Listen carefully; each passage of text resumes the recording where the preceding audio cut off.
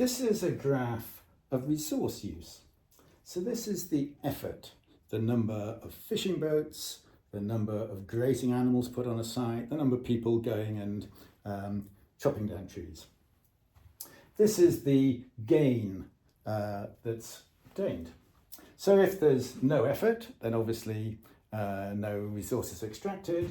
If there's massive effort, then it'll be overexploited so that there's no longer any wood left, all the fish have been exploited, so that there's no resources.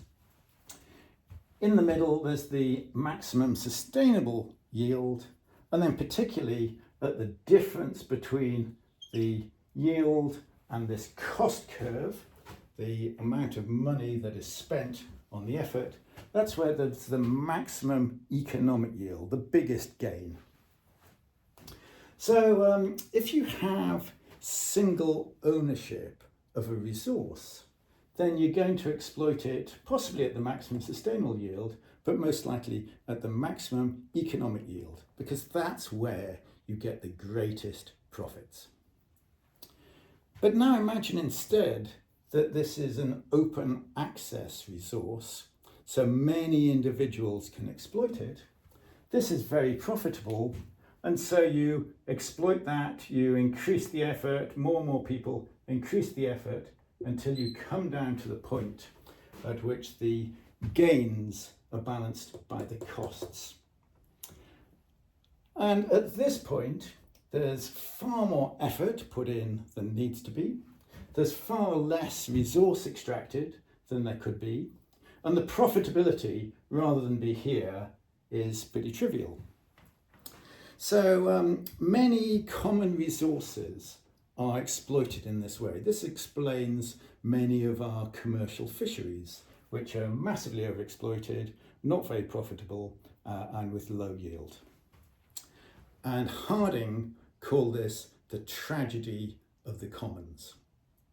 Some have also used this to say that all resources need to have ownership in order not to be overexploited.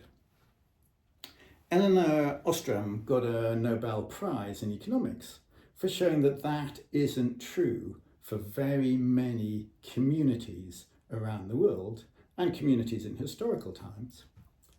And that they have a set of rules that means that the resources are exploited in a sustainable manner. So she said there are 4 main conditions for sustainable exploitation by communities.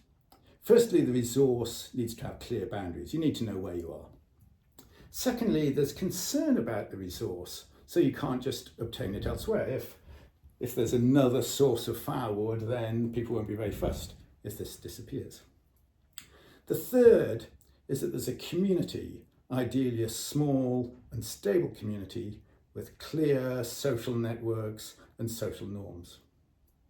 And finally, there's the possibility to create community-based rules and procedures, including incentives for responsible use and punishments for overuse.